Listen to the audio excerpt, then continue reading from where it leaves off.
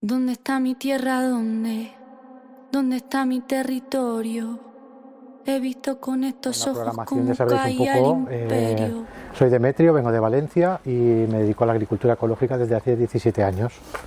Estoy certificado en ecológico, hubo un proceso de entrar, ¿no? De cómo empezabas a no sentir muy bien cómo trabajabas la tierra y conociste un poco de agricultura ecológica y hubo unos años de tránsito hasta decidir certificarme y ya meterme de lleno con el tema de la agricultura. Y la clase de hoy es herramienta. O sea, ¿cómo estáis de la espalda? Porque yo la que llevo no es de esta que arranca, es de la que arranca. Nosotros tenemos una huerta, me dedico a la agricultura ecológica diversificada. ¿Qué quiere decir esto? Pues que nosotros normalmente con la huerta no tenemos monocultivo.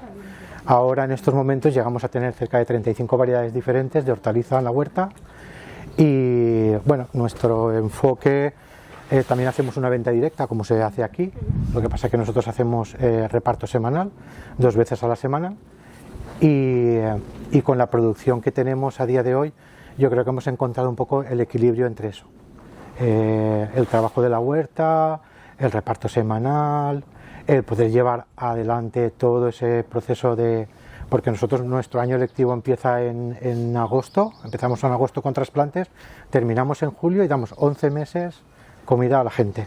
Claro, y la certificación es algo muy riguroso, donde vienen inspecciones, donde has de presentar todo rigurosamente. No puedes comprar una garrafita de vinagre te estoy diciendo, sin presentar la factura y justificar por qué la has comprado. Pero que llevamos toda la vida haciendo labor con el tema del ecológico.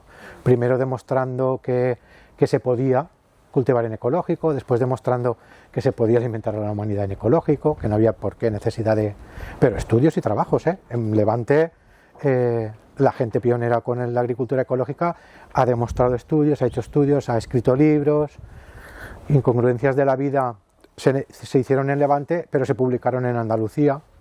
En Levante no los apoyaban para publicar los estudios de eso. Entonces, bueno, ha sido un paso detrás de otro, pero siempre hemos estado justificando el que los demás nos han dicho que no puedes alimentar, sí que podemos alimentar. Sí. Que no se puede cultivar en ecológico, sí que podemos cultivar en ecológico. Realmente apoyo no hay. O sea, para un agricultor apoyarlo hay que comprarle. Mi trabajo termina cuando vendo mi cosecha. Si no la vendo, todo mi trabajo no se ve. Además es que vivimos gente de ahí, vivimos de eso, de nuestro trabajo. Demetrio, ¿nos podrías contar 2 cosas? Uno, igual para la gente que no lo tenga súper claro, qué es la biodinámica, y 2, que me pareció muy interesante cuando te pregunté así súper rapidito el otro día, que también si te apetece compartir como por qué puede ser un reto también en una operación que estás vendiendo y tal, aplicar algunas cosas de la biodinámica, que aquí hemos hablado un par de veces de luna pudiente, que ya estamos familiarizados con eso.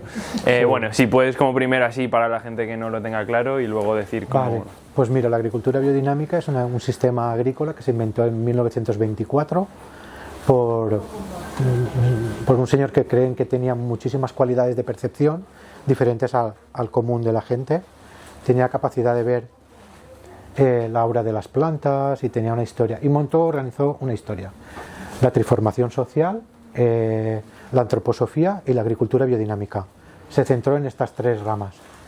Y dio un curso de agricultura para gente en Covernich, en Alemania, durante unos meses, donde la gente aprendió a transmutar materiales en la naturaleza con otros materiales. Justamente ahora veníamos hablando de la importancia que dentro de la agronomía se le ha dado dentro del estudio al NPK, ¿no? Pues este señor lo que decía es que realmente para la nutrición de las plantas habría nutrientes más importantes que el NPK, en lo que se había basado la industria de la fertilización, ¿no? Química. Entonces, Rudolf Steiner, señor, sí. Rudolf Steiner inventó este sistema, ¿no? Trabajó la triformación social, la agricultura biodinámica y la antroposofía. Y bueno, a través del sistema agrícola enseñó a la gente, a unos agricultores que quisieron participar, enseñó un sistema agrícola nuevo, innovador, con el que las personas hacían preparados para conseguir resultados en la naturaleza. Él hablaba más de la cualidad que de la cantidad. O sea, a día de hoy Normalmente el agricultor tiene un concepto de cantidad, ¿no? Tenemos que llegar a 2.000 kilos de materia orgánica por hectárea y tal, que es lo que nos exige, que tal que cual. Este señor decía que realmente lo importante es que llegase una información al cultivo de lo que tú querías, parecido a un sistema homeopático, ¿no? Entonces se hacían un preparados que va desde el 500 hasta el 506, creo que es, el 500 hasta el 506, cada preparado es una cosa en concreto. El 501 era un preparado, ahora de memoria no sé muy bien, pero el 501 creo que es el preparado de cuarzo, es un preparado que se hace con cuernos de vaca y pasa un proceso dentro de la tierra. Se entierra en un momento en concreto, se hace un preparado, se muele sílice en roca y se prepara y se entierra dentro, se hace un tapón de arcilla con los cuernos y se entierra en la tierra. En un momento en concreto para conseguir que la transmutación del mineral del sílice con el proceso de la tierra transmute a un nuevo elemento que hay. Ellos lo utilizaban para dar luz. El sílice es un cristal. Entonces eso se diluía. Date cuenta, para que os fijéis un poco la capacidad que él creía y con la cantidad en la que él trabajaba, que a lo mejor una mochila de 16 litros, que son las mochilas básicas, de 16 litros, a lo mejor él te decía que eso era para cerca de unos 10.000 metros. Y era un esparcir rápido por arriba de los árboles, las plantas, y eso tenía la capacidad de captar más energía, luz, para la planta. Energía solar, luz. Claro, yo encontraba que tenía cierto razonamiento donde se inventó, en Alemania, pero aquí justamente tenemos exceso de insolación. Entonces se ha llegado a ver aquí que ese preparado en concreto hay veces que puede llegar hasta incluso quemar un poco la planta. Luego diseñó unos preparados que uno se hacía con ortiga, otro con diente de león, otro con milenrama, otro con valeriana.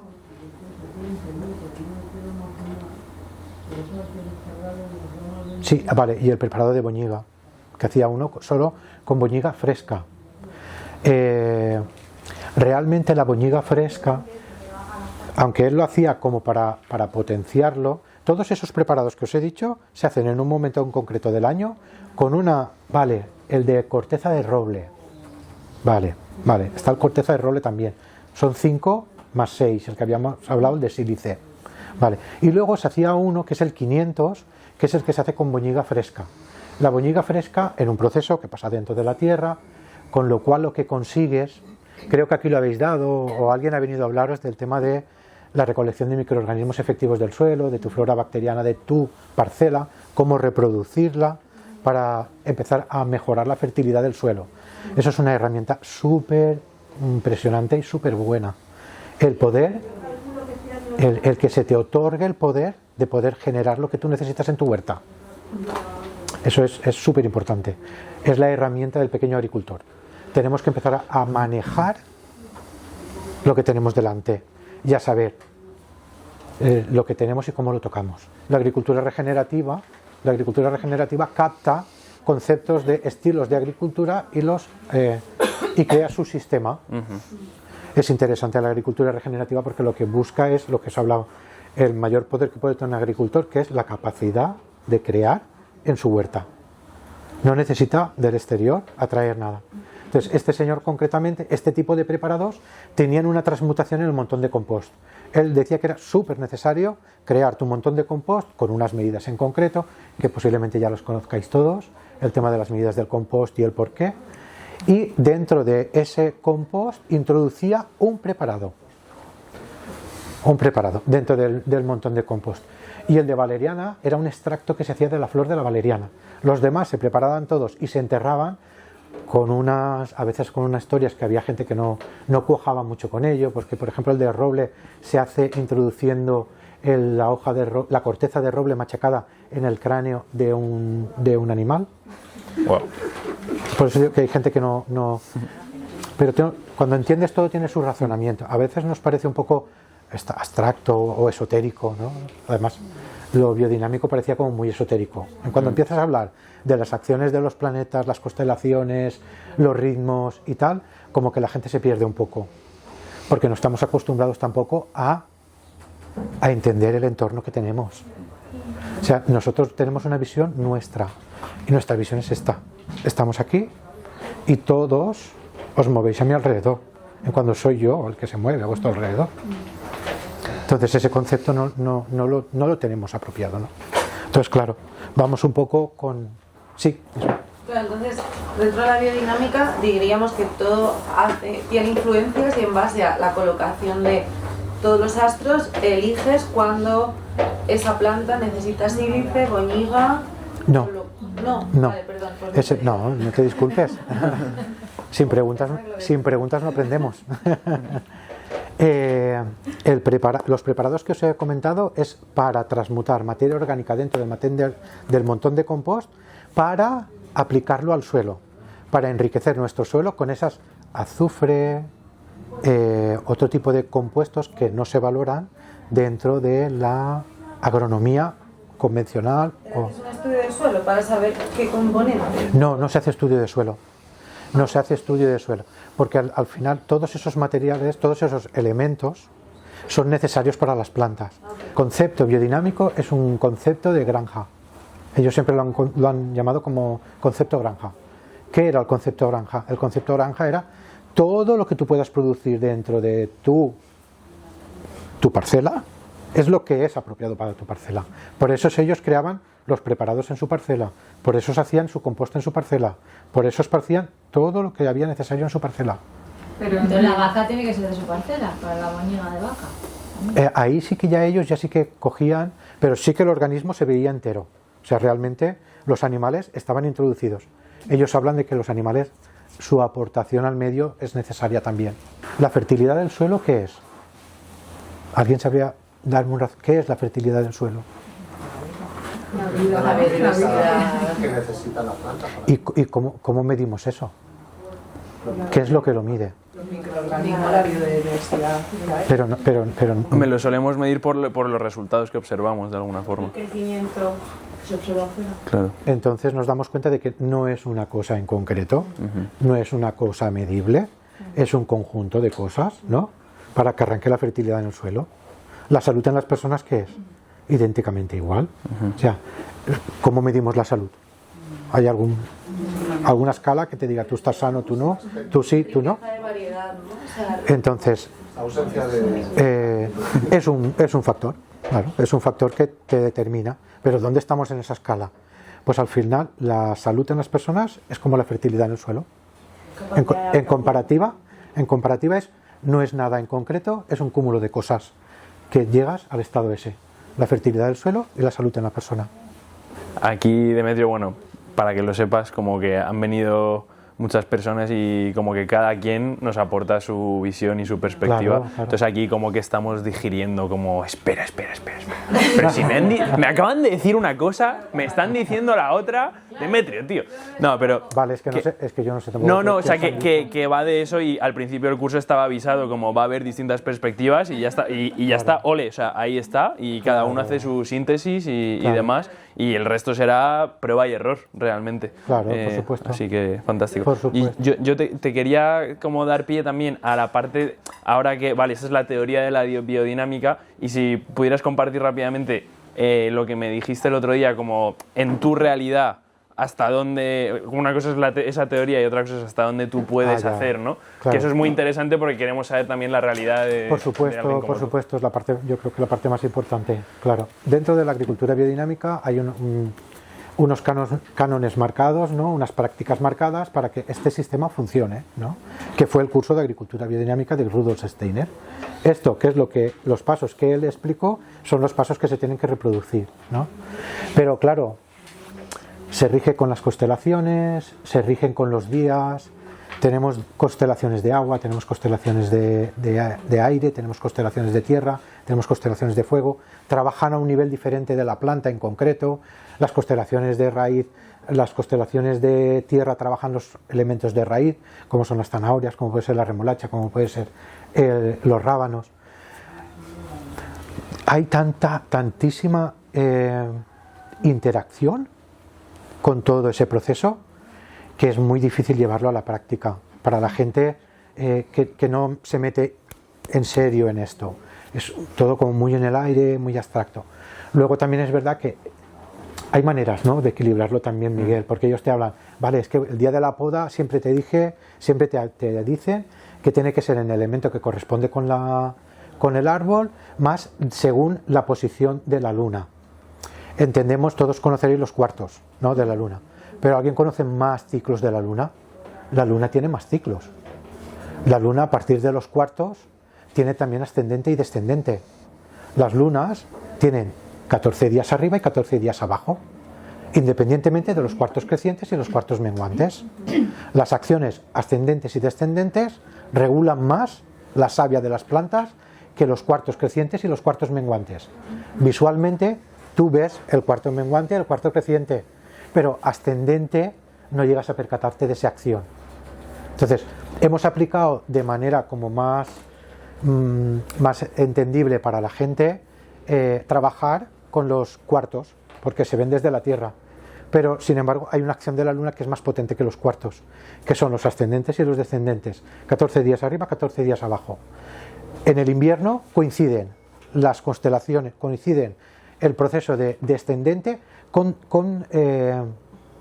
decreciente con descendente. Eso solo pasa en el invierno. Luego durante todo el año se descompasa. En el invierno coinciden las descendentes con las menguantes y las ascendentes con las crecientes, con lo cual ahí aprovechas el doble, tiene una acción como mucho más fuerte de lo que tú quieras hacer. Tenemos un árbol, un arbusto en el campo que no nos gusta demasiado o que queremos limitar su crecimiento. ¿Cómo lo haremos? Haremos una poda en un momento ascendente con creciente. ¿Por qué? Porque con las ascendentes y las crecientes lo que conseguimos es que en la mayor savia del árbol esté en la parte aérea y en la parte de hojas, con lo cual cuando cortamos desvitalizamos al árbol, controlamos su crecimiento y su vitalidad con eso. Luego tenemos lo mismo de la manera contraria. Queremos hacer un trasplante de un árbol que va para muchos años, no estamos hablando de cosas decorativas, sino vamos a establecer una plantación de algo que queremos potenciar desde el minuto cero, ya desde ahora. Vamos a abrir la tierra y vamos a hacer ese trasplante en los momentos descendentes y decrecientes, menguantes.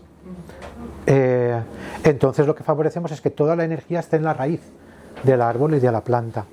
Haremos este trasplante como toca y ahí hemos empezado ya con un buen pie para esa plantación. Le hemos dado la energía que necesita en el momento según lo que queremos desarrollar en el árbol. Ahora vamos a desarrollar raíz, que es lo que queremos, que crezca, es el momento óptimo para hacer ese trabajo. Entonces eso... Pero, o sea, ¿tú lo aplicas? Yo hay cosas que sí. O sea, por ejemplo, a ver, una plantación tú no la haces todos los días. Por ejemplo, con el olivo lo he hecho. Con el olivo me he esperado el momento óptimo para hacer una plantación de olivo, porque quiero que tenga una cualidad especial. Entonces sí, en ese tipo de cosas sí. Luego ya te metes en la huerta, por ejemplo yo, pues me puedo esperar a lo mejor a la hora de sacar la patata. Me espero porque, vale, la patata me da juego, de decir, pues bueno, está ya en momento de marchitez y la patata ya está hecha, pero igual tiene sacarla esta semana que de aquí 7 días, no hay peligro en ese respecto. Pero luego ya sí que hay cosas que te es muy difícil. Yo tengo que recolectar los martes, en creciente, descendiente, creciente, descendiente y pudiente y todo eso. Entonces, luego hay una realidad que es la otra, ¿no? Pero sí que dentro de la medida hay acciones que está muy bien que las conozcáis y que podáis aplicarlas. A la hora de hacer un trasplante de un árbol o de una planta que va a mantenerse durante mucho tiempo o de algo que vamos a mantener durante mucho tiempo, hay cultivos de mantenerlos. Nosotros en Levante la cebolla la cultivamos 2 veces en el año, 2-3 veces, se cultiva más veces, se puede escalonar más, pero las de guardar solo se hacen una temporada en el año. Entonces ese cultivo sí que podemos llegar a intentar hacerlo en los momentos que toca, porque sí que tiene una mejor conservación. Eso está comprobado. ¿Conocéis a María Tun? María Tun fue una señora que dentro de la agricultura biodinámica estuvo muchísimos años intentando sacar un poco de partido a las constelaciones, cómo las constelaciones afectaban a los cultivos en el suelo. y tiene un estudio súper famoso que es de rabanitos. Ella plantó rabanitos constantemente en constelaciones diferentes, en momentos diferentes, para ver cómo salían alrededor. Y hay fotos y estudios sobre ella que podéis ver que los rabanitos en una constelación que no pertenece a Tierra tienen una forma diferente a los rabanitos que en constelación Tierra son perfectos. Aparte de eso, se conservan más. Pero en las constelaciones griegas o latinas, o sea, las típicas de Escorpio, tal, o las Sí. chinas. No, es las constelaciones, ¿La haces tú? es la constelación que conocemos, Tauro, Aries, O sea, las zodiacales, Las y luego zodiacales. las griegas. las zodiacales. Ellos básicamente zodiacales. Ah, vale. Sí. En Tauro, cada 3 constelaciones creo que pertenece a un elemento en concreto. Entonces, a partir de ahí trabajan el elemento en concreto de la planta. Que eso implica que depende del lugar en el que estés, hay un calendario distinto. Sí, depende de la latitud del planeta. Claro. Depende de la latitud del planeta. La latitud es lo que cambia. Claro, donde tú estés. Claro, sí. Depende de donde tú estés. Depende de donde tú estés, las constelaciones rigen de una manera diferente. O sea, que el Sol esté en esa constelación. Es el Sol. El Sol. Es el Sol lo que rige es el Sol lo que rige la constelación. Otra cosa que a lo mejor os he comentado, la manera de controlar el tema de la Luna para arriba y para abajo. Voy a daros un secretillo para que podáis controlar la ascendente y la descendente. A partir de ahí podéis vosotros ya empezar a controlar siempre el movimiento de la Luna, que como os comento es más potente que los cuartos que vemos desde la Tierra. Esta noche a las 9 estamos aquí, dejamos esta silla aquí, por ejemplo, por poneros un ejemplo, y la Luna sale por allá, por detrás de esta parte de aquí, desde la formación. Normalmente sería tú delante de la ventana y mirándote hacia allá. A las 9 en punto, ¿dónde está la Luna? Te marcas en el cristal un punto con un rotulador. La silla se queda en el mismo sitio. Al día siguiente a las 9 volvemos otra vez aquí, nos sentamos otra vez y vemos realmente dónde está la Luna. Verás que se ha movido o hacia arriba o hacia abajo. Marcamos el punto otra vez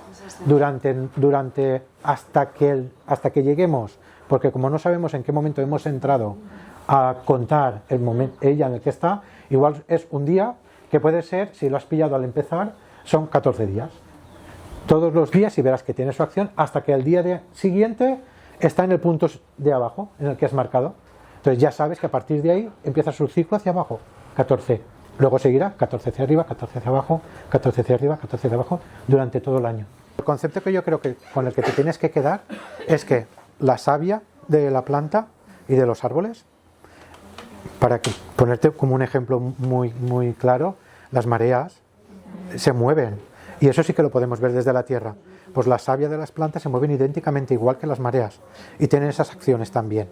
Y las tienen diarias también, ¿eh? O sea, la acción durante el día, se despierta la planta, empieza a subir la raíz, la savia de las raíces hacia las hojas para empezar con sus procesos de fotosíntesis y de crecimiento y tal, o de floración o de fructificación, y durante la noche va ese proceso poco a poco retirándose también de la planta. Eso es diario, ¿vale? Pero aparte de ese ciclo diario, luego tenemos el otro que tú hablas de arriba y hacia abajo. Quédate con el concepto de que ese movimiento va a ser con arreglo a lo que tú quieras conseguir. ¿Quieres conseguir un enraizamiento bueno? Céntrate en que el proceso esté abajo. ¿Quieres conseguir una fructificación buena, un crecimiento exuberante, que la planta esté favorecida? Céntrate en el momento de subir. Para eso, para ayudaros a entender un poco, hay un calendario que se llama el calendario de agricultura ecológico-biodinámica. El de agricultura ecológico-biodinámica es también un calendario anual que lo podéis conseguir a través de la editorial Rudolf Steiner. Hay un cambio diario del día. Si os dais cuenta, la mañana es diferente a la tarde. Si salís fuera y os sentáis a sentir un poco, os daréis cuenta que la tarde es diferente. De hecho, en la tarde, y eso suele pasar muchísimo con la gente que tiene, bueno, yo creo que a nivel general, no vamos a, pero si os sentáis un rato en un sitio tranquilo y apaciguado, os daréis cuenta que estáis allí, está entrando un poco el atardecer, cayendo un poco el sol, hay como mucha exuberancia, hay un momento que hay mucha exuberancia, hasta incluso parece que mueva hasta el viento un poco al atardecer. Se mueve un poquito el viento, estás allí, empieza a haber como una algarabía de pájaros, si estás en algún momento, y de golpe de repente hay un silencio total. Eso, según ellos, es la exhalación de la Tierra. La Tierra también tiene un proceso de inhalación y exhalación diario. Entonces, ese momento es el de exhalación. Y yo como persona también siento esos cambios en el día. Totalmente. O sea, yo no estoy igual a las 12 de la mañana que a las Totalmente, 12, ¿no? claro. Entonces, lo puedo percibir en mí. Totalmente. Al final es un sistema agrícola que, como os comentaba antes, trabaja la antroposofía, que es el estudio del ser humano. A mí, como tienes tanta diversidad de cultivos, ¿cómo planificas en qué momento siembra, plantación, cosecha, no sé qué, con tal variedad, ¿no? Supongo que ya a base de los años ya pero costará bastante al principio, ¿cómo organizar? Sí. Todo para que te dé cobertura durante todo el año también. Claro. Eso totalmente tiene que tener una planificación tuya personal. Y yo creo que con los años es conforme he aprendido a hacer todo eso, ¿no? Yo tengo una planificación mía manual de todo el año. Y tengo un DIN A3 es la grande, ¿verdad? Sí. El DIN A3 es grande, ¿no? Sí. Yo tengo una plantilla hecha de DIN A3, con lo cual dividimos lo que es trasplantes y siembras y los meses del año. En esa planificación, los trasplantes los programo de todo lo que puedo trasplantar y luego de todo lo que puedo sembrar. Por meses, conforme va. Muchos han sido de prueba y error, de este año hemos trasplantado esto, hemos sembrado esto en tal momento y qué mal se ha dado. Al año que viene no repetimos eso ahí, ¿no? Entonces, con los años he aprendido los ciclos de cultivo, depende de mi zona, todo lo que puedo hacer, lo que me puedo adelantar, lo que me puedo retrasar, lo que mejor se adapta, las variedades que mejor se adaptan a mí, todo eso. Eso te lo da el tiempo. Hay cosas que no se pueden aprender. A ver, hay cosas que no se pueden aprender de los libros. Se aprenden totalmente ahí fuera. ¿Y ese calendario empieza en septiembre o cuando en primavera? Yo el calendario, a ver, el calendario yo lo tengo programado de enero a diciembre. De enero a diciembre, tal cual un año lectivo como lo conocemos, pero yo mi ciclo mental y de trabajo empieza en un momento del año. Empieza un poco acorde a... parece un ciclo escolar. Terminamos en julio y empezamos a partir de septiembre. Mayoritariamente en nuestra zona la gente se retoma la historia un poco a partir de que los niños entran en el colegio. Y a partir de que los niños dejan el colegio empieza a haber ya un altibajo de las cosas, ¿no? Bueno, la gente sale más, a lo mejor nos pilla por ahí en la piscina con los chiquillos, para que tengo que ir a casa, ¿no? Comemos un sándwich y ya está. Se cocina menos, se viaja más, se pierde un poco la rutina del invierno, de cocinar, de los niños al colegio, de la marcha, ¿no? Entonces, al final te das cuenta de que nosotros nos centrábamos en producir en verano, que es cuando mejor está la huerta, qué bonita, los cultivos de verano, y es cuando menos venta teníamos. Y una pregunta, ¿en qué parte de Valencia estás y cómo gestionas la particularidad que tiene esa zona del litoral? Yo creo que estoy en una zona súper agraciada, porque nosotros podemos hacer hasta 3 y 4 ciclos de cultivo. 3 y 4 ciclos de cultivo el mismo año. Eso implica pues que la tierra es muy fértil, la insolación que tenemos es bastante, entonces no sufren las plantas a ese nivel. Gracias a Dios tenemos agua para... ¿La gestión del agua cómo va? O sea, ¿cómo regáis? ¿Os regáis? Primero, ¿regáis? Sí, regamos. ¿Cómo lo hacéis? ¿Tenéis un CAZ comunal o tenéis un pozo? Nosotros, nuestra zona funciona a través de una comunidad de riego. ¿La comunidad de riego qué es? Pues bueno, todas las parcelas del término.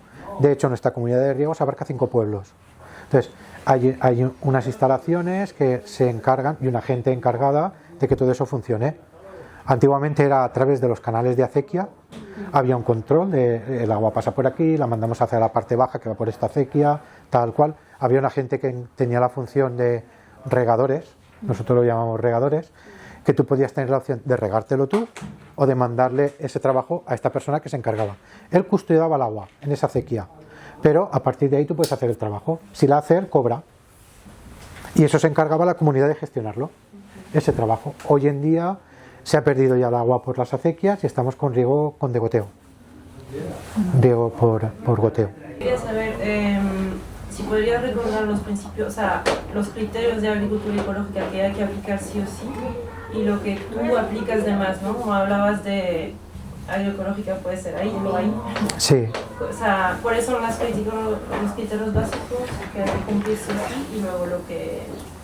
Hoy en día hay una normativa brutal con el tema que tienes que cumplir, ¿no? Por ejemplo, nosotros pasamos, creo que hasta el 4.º año no estás metido dentro de agricultura ecológica, pasas un proceso de adaptación, digamos, de tu tierra y de tu cultivo, como de limpieza de la tierra, para poder empezar a considerar que un alimento está limpio, ¿no?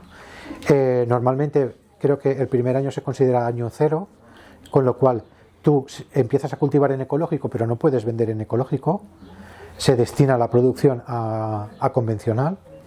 Luego tienes un segundo año, que empieza a haber una reconversión, la tierra, donde tú, normalmente la gente no vende en ecológico en reconversión, porque la gente, los que compran ecológico no quieren comprar reconversión, aún. Entonces entras en un tercer año de reconversión, donde ahí ya empiezas a vender en ecológico, y ya entras en un cuarto año donde íntegramente ya entras en producción ecológica. Entonces hay una adaptación, eso es lo primero, ¿no? Eso es lo que te marcan. Documentación que rellenar, un montón de documentación a todos los niveles, desde dónde extraes el agua, cómo tú les planteas a ellos las medidas de protección de contaminación del entorno tuyo, de dónde proviene el agua, qué tipo de nutrición le vas a dar a la tierra, en qué cantidades, por qué tipo de trabajos vas a hacer. Todo eso es la primera documentación en la que tienes que arrancar. Todo, ¿no? Y luego anualmente tienes una inspección de un inspector del CAE, en este caso de tu comunidad. ¿Cómo empiezas tú a trabajar la tierra? ¿Qué echas el fertilizante o lo que sea? ¿Cómo la preparas? ¿Qué productos echas de los que te refieres? Si algunos son contra plagas o enfermedades. Y que me cuentes, si puedes, si tienes problemas con las enfermedades y con cuáles. La manera nuestra de preparar la tierra es materia orgánica, básicamente. Materia orgánica compostada. A mí me gusta mucho la de cabra o oveja, ya compostada en establo. Entonces, hay veces que llevamos algún tipo de preparado biodinámico a los establos para que con el tiempo empiece ya a estar trabajado, ¿no? Podemos echar un María Atún para que empiece a compostar y a reproducir microorganismos efectivos en el compost para mejorar ese compost, ese estiércol. Entonces, cuando lo trabajamos está ya digerido. En fresco yo no he hecho nada a la tierra. Tengo que asegurarme mucho, si voy a echar algo en fresco, tengo que asegurarme mucho de que va a estar mínimo 3 meses sin cultivo. Yo la huerta no la acolcho. O sea, por las zonas que tenga y las zonas que no. No acolcho la huerta. Esto es un sistema más. O sea, tú puedes acolchar la vuelta, puedes hacer también mesas de cultivo, puedes hacer cultivo en superficie, puedes hacer... ¿Y por qué eliges no hacerlo? ¿Por qué elijo no hacerlo? Te lo digo, porque yo, como hago tanta hortaliza, el que tú dejes restos encima alberga muchas babosas, muchas caracoles, reproduce mucho caracol. Sí que es verdad que depende de la cantidad en la que tú puedas tener, como que te controla algún tipo de hierba, pero hay veces que no es suficiente. Con lo cual lo que consigues es un montón de hierba, con un montón de restos ahí encima, un montón de caracoles y un montón de babosas. Eso tú lo puedes hacer con eso. A lo mejor tienes una huerta de autoconsumo y tienes una mesa elevada de cultivo que te has puesto las paredes en crestal, que se llama. Has hecho una mesa en elevación para trabajar mejor tú, que realmente no mueves la tierra y simplemente estás aireando la tierra cuando cambia el cultivo, los restos los dejas en superficie, con la mano abres un poco, plantas 4 plantas.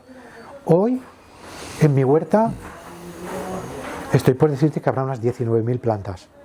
Yo sobre el compost que comentabas antes, 2 dudas. Una, entiendo que las ovejas y cabras estarán también certificadas en ecológico, ¿no? Para poder... No se te exige. No se te exige, vale. No se te exige. Vale. Lo único que se exige es que no sean estabuladas.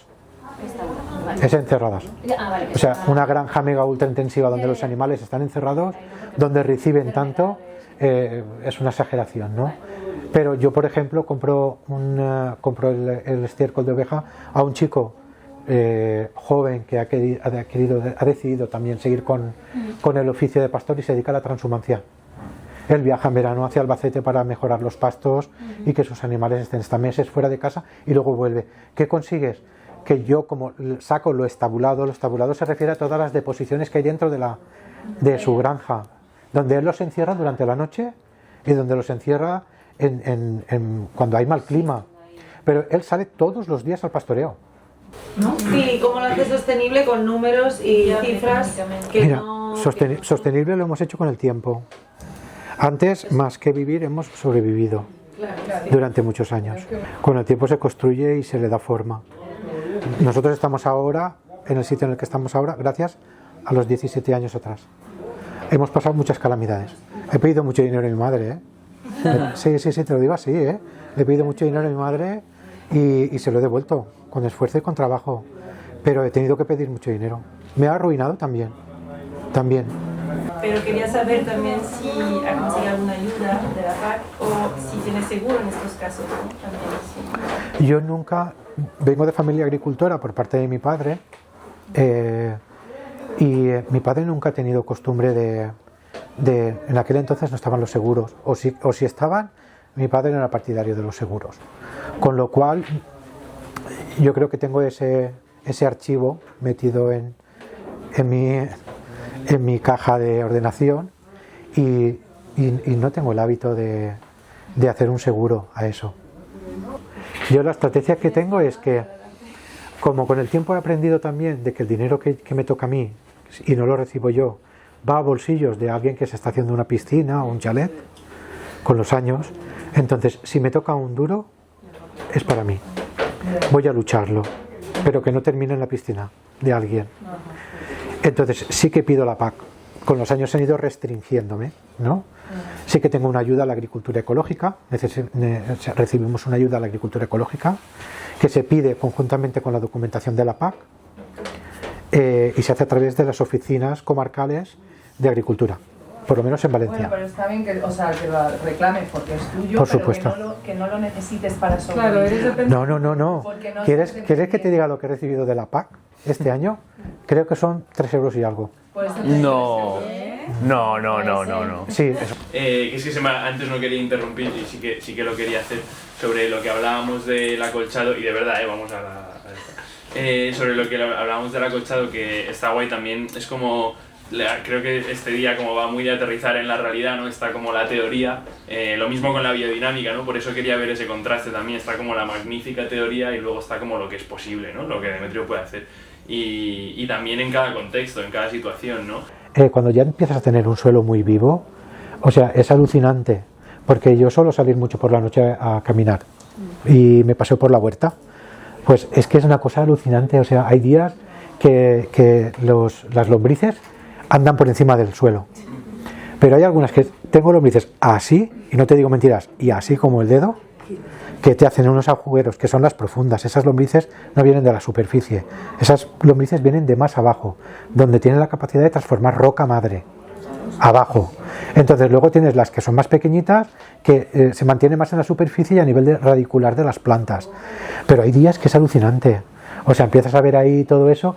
Con las hojas que yo he puesto hago así y tengo un jardín de lombrices bajo durante la noche comiendo y transformando, que es increíble. Entonces, plagas, vamos a tope de las plagas. Mira, con el tiempo y con la diversificación que yo he conseguido ahí, con la rotación de cultivos y todo eso, yo creo que he llegado a crear un sistema bastante equilibrado.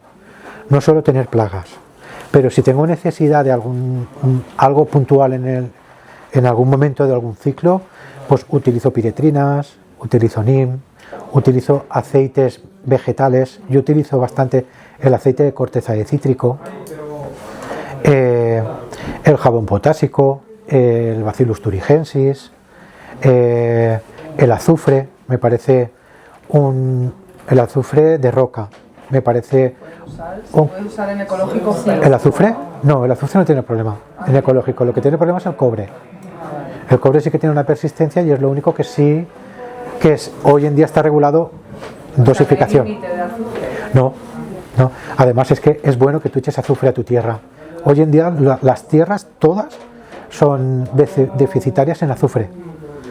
Con el cambio que tuvimos desde la agricultura química a partir de la Segunda Guerra Mundial hasta hoy, que estamos hablando que nos hemos ido, 80 años de diferencia, en 80 años nos hemos cargado lo que no está escrito. Lo que no está escrito. Entonces, mayoritariamente los suelos hoy en día son pobres en ese sistema. Pero entonces yo el azufre totalmente, o sea, además es que es milagroso para enfermedades fúngicas, en los calabacines, en las habas, en el tomate. Para enfermedades fúngicas es increíble. Ahuyenta también, es muy intenso el azufre. De hecho, produce irritación en ciertos animales. Aconsejaría bordear tu campo con floración, con arbustos que tengan la capacidad de florecer casi durante todo el invierno, porque es su momento más crítico. Si no hay comida, baja la población. Si hay comida, se mantiene la población. Llega la primavera, tenemos el punto de que hay un crecimiento de pulgón en concreto, porque en primavera es como muy dado, ¿no? El pulgón. Tenemos el crecimiento del pulgón en primavera, pero es que hemos mantenido su auxiliar en nuestro campo. Automáticamente cuando crezca la plaga, él va a ir a por la plaga, ¿eh? Totalmente. No. Lo que está claro es que a la hora de organizarte cualquier cosa o cualquier huerta, lo primero que tienes que hacer es darte una vuelta por tu alrededor. No intentes inventar e innovar, porque se da lo que tú tienes a tu alrededor. O sea, no te puedes venir aquí a Madrid a plantar chirimoyos, a la Sierra de Madrid. ¿Sabes lo que te quiero decir? Es que hay mucha gente, no, voy a hacer esto, voy a hacer lo otro. Lo primero es sentarte y ver tu tierra, la capacidad que tiene, tu zona, la capacidad que tiene, y hasta dónde puedes llegar. Es la que sirve para sembrar. Esto tiene varias cosas. Esta parte de aquí debajo es lo que nos marca el hondo que vamos a sembrar, con lo cual eso siempre es acorde al tipo de semilla que vamos a querer sembrar. No es lo mismo sembrar una haba que un rabanito, por la profundidad. Se suelta, vale, y más, vale, está aquí. Vale, hay como pequeñas pulgadas que te dicen cierto tipo de medida lo que va a ahondar en la tierra. Esta maquinaria, ¿qué es lo que necesita? Necesita que la tierra esté muy suelta, esté muy bien trabajada. ¿Por qué? Porque su manera de funcionar es, primero marcamos el tipo de arreglo, el tipo de semilla, marcamos el tipo de hondo. Por otra parte, internamente tiene unos discos intercambiables, va con unas pequeñas pestañas, como podéis ver, de menos a más, que es lo que concuadra con estos tres tipo botoncitos de aquí dentro, y luego se le da una vuelta para apretar, ajustar esto. Aquí tenéis el tipo de semilla que va a poderse adaptar y el sistema de separación que va a tener con la rueda. Dependiendo de lo que queramos sembrar, vamos a tener opciones de más grandes o de menos. Aquí te viene como una pequeña información, aquí te pone zanahoria, para cebolla, para tomates, para lechugas, para endivias, pero esto es de semilla, para sacarlo de semilla. Yo básicamente, ¿para qué la utilizo? Pues a mí es que me gusta mucho trabajar con la herramienta, y esta, la que más nos da, es o para zanahoria, o para espinaca, o para rabanitos, o para nabos. Para todo ese tipo de cultivo, a mí es de lo que mejor me funciona. Antiguamente, como lo hacía antes de tener esta herramienta, que relativamente hace poco, trabajaba con esto. ¿Qué es lo que hacíamos? A nivel de la línea de agua donde teníamos, marcábamos un poco, la tierra está, como os he dicho, más mojada, le damos una marca y hacemos como una pequeña marca. Hundíamos, hacemos como una pequeña marca aquí, y a partir de ahí sembrábamos manualmente y tapábamos manualmente. Esto que hace todo ese trabajo, o sea, lo que antes nos costaba una mañana hacer un surco, con este podemos trabajar todo lo que tenéis aquí.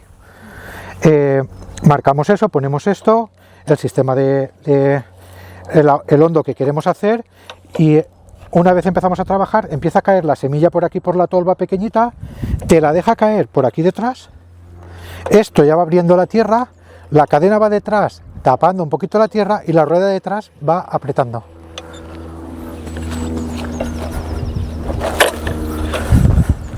Ya su trabajo a la línea. Esto es la bicicleta para sembrar. Esto allí lo llamamos azadilla. Esto es directamente para trasplantar.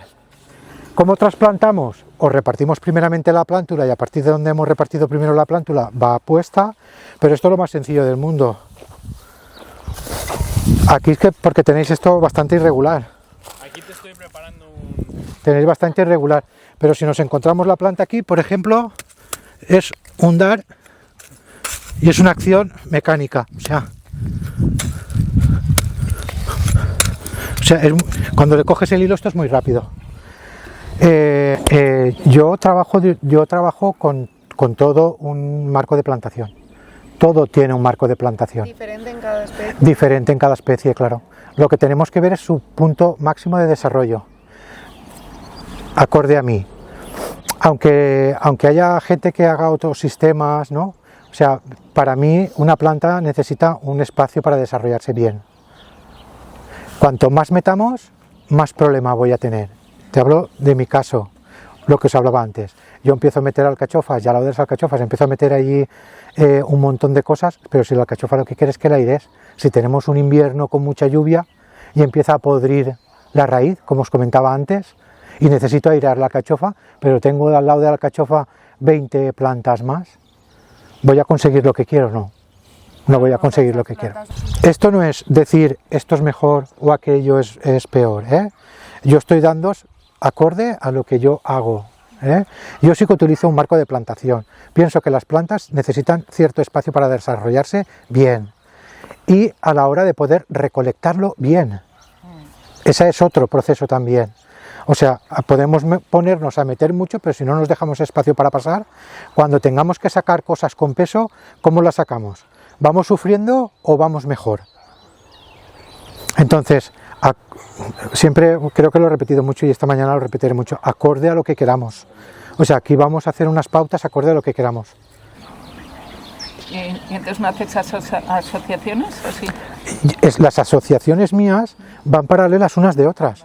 Es que asociar no es poner aquí y aquí. Asociar es esta de aquí, esta de al lado, esta de al lado. Pero el espacio está acorde. ¿Sabes? O la fila de al lado, otro. La alelopatía, que eso es alelopatía, lo que se ayudan o se pueden llegar a dificultar unas de otras, se da con que estén al lado una de otras. No se da porque estén juntas. Se da porque la línea de cultivo esta favorece con la del lado, no favorece con la del lado. Hablamos de híbridos, no híbridos, tal cual. Nuestra mano es una hibridación. Tenerlo en cuenta. ¿Por qué? Porque nosotros cuando dentro de un campo elegimos una planta en concreto que es la que más nos gusta, vamos a poder trabajar en 3 direcciones. ¿Qué dirección? Las plantas más vigorosas, el fruto más con la característica que más nos guste y la precocidad de la planta. Esas son 3 líneas que nosotros podemos empezar a trabajar. Y eso no es una hibridación, pero sí que es una hibridación porque es mi mano. Yo, ante 700 plantas, he elegido 10, que son las que me gustan. Estas me las marco. Una caña, un lazo atado, lo que yo quiera. Marcado esa parte de ahí. De esas 10 empiezo a elegir. ¡Jo! Pues es que esta, vienen todas con mucha vitalidad.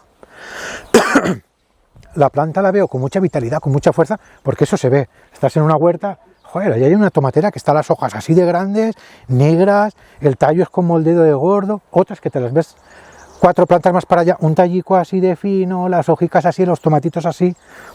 Al final, claro, tú estás empezando ya a hacer una selección en eso. Pues empezando ya a partir de ahí, ¿qué es lo que estamos sacando? Estamos sacando nuestra variedad de tomate, la que a nosotros nos gusta. Esa variedad. Y es lo que debemos de trabajar. Y en esas 3 líneas son las que debemos de trabajar. Precocidad, vigorosidad y característica organoléptica que nos guste. Me puede gustar el tomate pequeño y puedo empezar a elegir tomate pequeño también. O no, me puede empezar a gustar el tomate grande. Pues hablamos de hibridación, pero nuestra mano empieza a trabajar también de una manera importante. Nosotros empezamos a seleccionar ya lo que queremos y lo que no en la huerta. ¿Especificas que vendes esta variedad concreta? Sí, claro, por supuesto.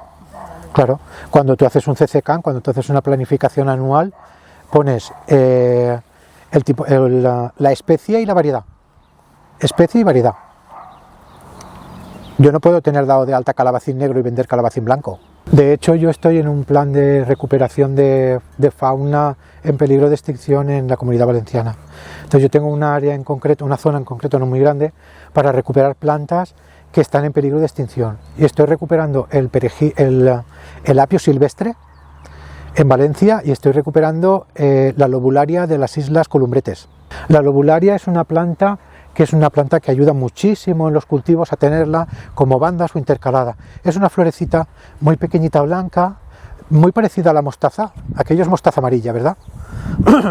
Es muy parecida, pero no tiene el porte tan alto, es más pequeñita y saca muchas flores blanquecinas con florecitas pequeñas, es un cúmulo de flores pequeñitas y se caracteriza mucho porque huele a miel total. O sea, la coges, la hueles y es miel, es súper atrayente de avispitas, trips, los trips. El trip es un pequeño insecto que se mete cuando está el momento de la flor y es tan sumamente pequeño entre floración y cuajado que cuando empieza el primer cuajado, él como que roe un poquito la piel y luego cuando desarrolla el fruto te encuentras que la piel tiene una pequeña, ahí como una marquita, una rayita, un no sé qué, dices, ¿y esto qué es? Y suele ser siempre al lado del pedúnculo, donde se une el fruto al árbol o a la planta. Pues la lobularia es magnífica para los depredadores de trips. Nosotros tenemos que adquirir semillas certificadas, como os comentaba, una vez entramos en el proceso de adquirir certificación, todo el proceso ya tiene que estar dentro de la regulación de la historia. Entonces, Reinsat es una bomba. Es como Cocopelli en Francia, pero trabajan, lo que quieren es que se mueva. Tienen aquí en España, a nivel nacional, tienen 2 productores. Uno creo que está en la zona de Andalucía y el otro está en la zona de Barcelona, para producir semilla. Lo que quieren es moverla por el mundo para que siempre tenga la capacidad de germinar en la parte del mundo en la que esté. La cambies y la muevas y se adapte, la cambies y la muevas y se adapte. Y yo que compro semillas de ellos, o sea, es desbordante. O sea, echas semillas de Reinsat al suelo y es una vitalidad lo que tiene eso, una vitalidad bárbara. La semilla no tiene una caducidad, no tiene una fecha de caducidad. Lo que tiene la semilla es que dependiendo de la variedad que vamos a utilizar, tiene más poder de germinación que otras. ¿Cuáles son las que menos? El puerro y la chiribía. El puerro y la chiribía, su poder germinativo de un año al otro, siendo producidas este año, habiendo recogido semillas de ellas, y al año siguiente haber plantado las nuestras, ya te germina solo un 60%. La semilla es fértil si está en la tierra. No para. Esa vitalidad siempre la adquiere. Y la adquiere del suelo y del cultivo. Volviendo un poquito aquí, para trasplantes y siembras. Es lo que nosotros utilizamos, ¿no? Luego, esta la he utilizado algunas veces para tipos de trasplantes. Dependiendo si a lo mejor tienes lo que estábamos hablando antes, una cobertura vegetal, por ejemplo, en el suelo, y vamos a plantar algún cepellón, nos es más fácil ahondar y crear el hueco antes que darle golpe porque pillamos un trocito de madera, porque pillamos un tal, no nos quita bien, siempre está ahí. Mira cómo se queda. Perfecto, el cepellón va dentro, apretado con la mano, cepellón dentro y apretado con la mano, ya está. Luego tenemos estas que son para rascar, birbar. ¿Sabéis lo que es birbar, por ejemplo, o rascar? Vale, es una expresión para la hora de quitar la hierba, ¿vale? Birbar es cuando empezamos a cortar. Si os dais cuenta hay algunas que como que afeitan. Pero sí que es verdad que la hierba con la hortaliza no va bien. Para nada. Yo la elimino siempre manualmente. Los trabajos en agricultura ecológica se ven a largo plazo. ¿A largo plazo en qué? Por una parte, tú mejoras el suelo a base de aportaciones de materia orgánica y buenas prácticas agrícolas. Pero también la regularidad de la hierba, también la controlas con el tiempo cuando detrás de una nascencia has sido tú, no ha terminado de germinar, no has sacado semilla para la siguiente y como que vas agotando eso. Con los años cada vez trabajas menos la tierra, porque tú controlas la nascencia de la hierba, porque no la dejas que haga semilla. Esto corta. Estos son cortantes. Luego, depende del tipo de trabajo que vayamos a hacer, en Levante tenemos numeración. Tenemos numeración, ¿vale? Estas nos sirven para trabajos como más... sí, como con la necesidad de precisión, la palabra sería precisión. Con trabajos que tengan cierta precisión, como es que ya tenemos la línea trasplantada de lechugas y de tal, y necesitamos hacer el trabajo entre el cultivo.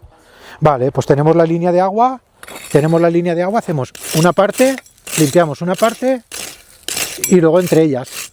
Nos es más fácil movernos con esta herramienta a ese nivel que con esta. Ya tiene más peligro. Estas, ¿para qué las utilizamos? Pues una vez tenemos la línea de cultivo ya establecida, pues entre líneas de cultivo ya podemos trabajar más levantado. No necesitamos la precisión porque ya no estamos al lado de la planta. Al lado de la planta lo hemos hecho antes con esta. Nos dejamos la planta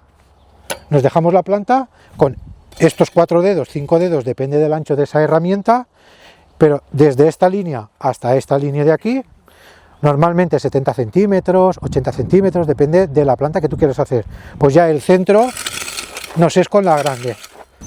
Sin esto no hay huerta, ¿sabes? O sea, no es un capricho. No, por supuesto. No. Claro. A ver si lo que quiero es que me entiendas lo que quiero explicarte. O sea, no es un capricho el que tenga que ir con la espalda doblada toda la mañana, tal. Entonces, no es un capricho, es que es la necesidad de que llegue al final esa lechuga que ha llegado hoy ahí o el colirrábano o lo demás. En 1 centímetro cuadrado de tierra hay la misma vida que en todo el planeta Tierra. 1 centímetro cuadrado de tierra. Lo fácil, no te puedes imaginar los millones de semillas que hay ahí, y solo tienes que ver una cosa. Cuando ves un campo, una persona mayor cerca del pueblo, ha fallecido, sus hijos no quieren seguir con la huerta, ha estado toda la vida con la máquina echando producto químico allí, la tierra estaba tal, al año que viene, ostras, ya lleva aquí, ya empieza a haber hierba aquí, al año siguiente está cubierta, lleva años latiendo ahí, esperando que sea su momento, y ella brotará totalmente. Hay árboles que sus bellotas tardan 200, 300 años en germinar y están 200 y 300 años en el suelo esperando las condiciones óptimas. A mí me pasa algunas veces, alguna planta se te ha subido un poquito a flor, te ha sacado semilla, me refiero a plantas cultivables, el cilantro, el perejil, la espinaca, los canónigos, y está la semilla ahí, y al año que viene, trabajando la tierra y tal y cual, llega el momento en el que el canónigo tiene que germinar y te germinará. No ha germinado durante toda la temporada, pero llega un día en que tú dices, joder, están saliendo los canónigos que el año pasado se me subió a flor, ¿sabes? Y al mes siguiente o al otro, si le toca al cilantro, que es su momento, tranquila que te saldrá el cilantro solo, ¿sabes? O sea, la semilla lleva una memoria, totalmente, de todo. Y ahí es la parte bonita de que realmente, por eso la importancia de lo que hablábamos en principio, de nuestro trabajo. Esa memoria, nosotros es lo que estamos creando, una memoria, esa semilla, con las características que queremos. Lo que pasa es que una cosa es lo silvestre y otra cosa es lo cultivable.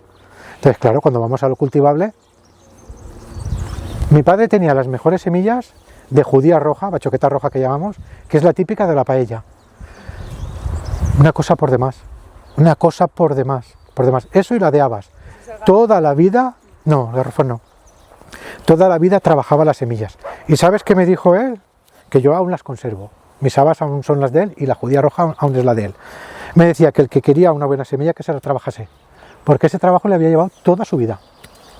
Y hasta hoy, aún plantas eso y dices, ¿cómo puede ser? Yo tengo unas habas que son como guisantes, es una semilla. Por el mes de diciembre ya tengo habas para coger en cuando nadie tiene habas. La piel es súper fina, es como un guisante y sin embargo son habas. Y están guisantes, están habas. Y él las hacía de 6, 7 de largo. Pues aquello se sigue replicando.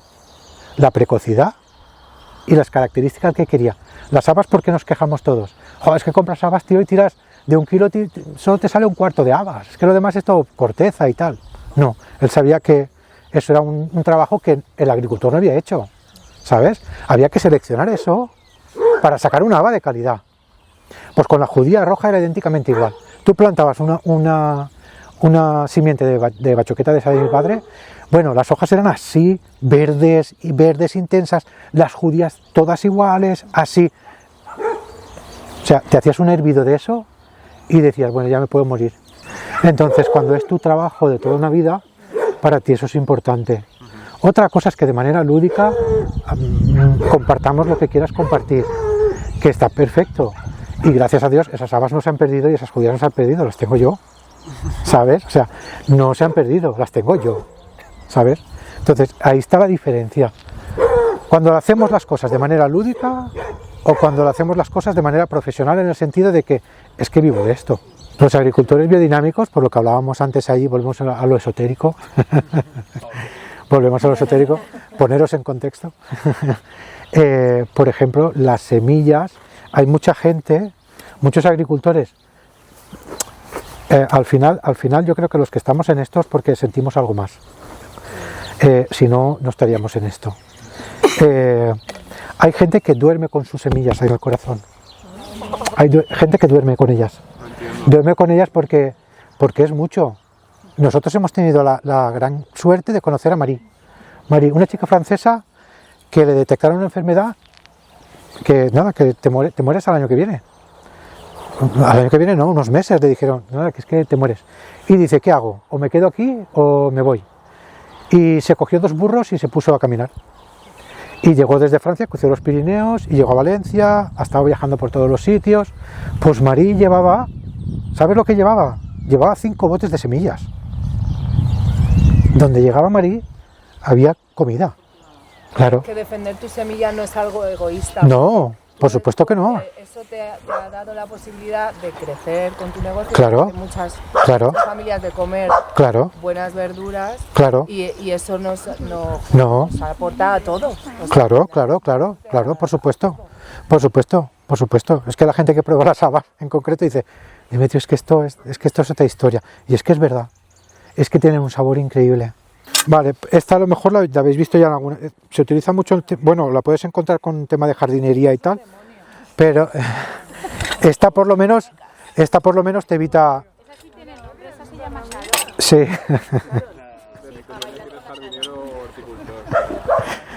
Esta tiene una acción de adelante y atrás. Siempre es adelante y atrás. Pero sí que es verdad que es una herramienta que si hay piedra y si hay tal, como que te cuesta un poco. En esto se trabaja muy bien para cortar la capa superficial y esto sí que te corta más hierba grande con la fuerza de quitarse a ti hacia atrás, ¿ves? Ya trabajas menos doblado que la otra. Las azadas o legones, como se conocen, cada uno, pues bueno, normalmente para aportar tierra, para tapar, para hacer agujeros, es este tipo de herramienta, ¿no? Unas más anchas. Estos bancales los hemos hecho con azada y claro. Con manos.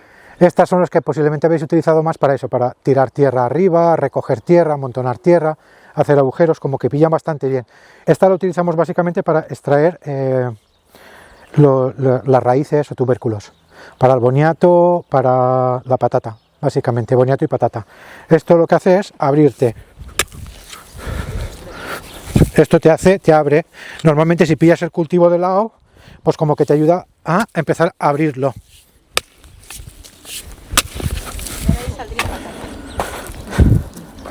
Hemos dicho que Demetrio está dando de comer a casi 100 familias, ¿no? Sí. Vamos a decir, por época.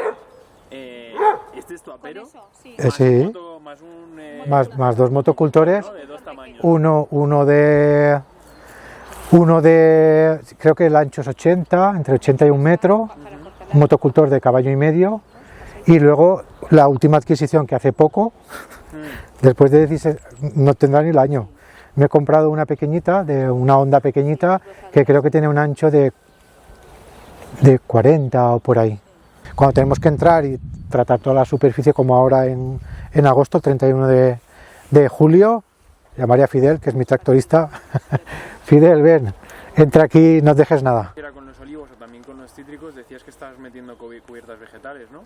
He puesto una cubierta vegetal de floración espontánea. ¿En olivo? En olivo. ¿En cítrico has probado? Sí, la puse pero no acampó bien. no terminó de cubrir bien y tal. Ha quedado algo, pero no ha terminado. Pero el olivo es precioso. ¿Y entre cítricos dejas como hierba espontánea? O Sí. Más Sí. así, ¿no? El árbol no tiene ningún problema por la hierba. O sea, tú lo que salga... Yo ahí no me pongo a quitar hierba. Los árboles todos tienen la tierra cubierta, con la floración o espontánea de la temporada, o en el olivo que he intentado crear yo una, ¿no? Con una característica que yo busco. Lo que tengo ganas de probar es que tiene un nombre, el carbón vegetal. El biochar. Me apetece mucho probar biochar con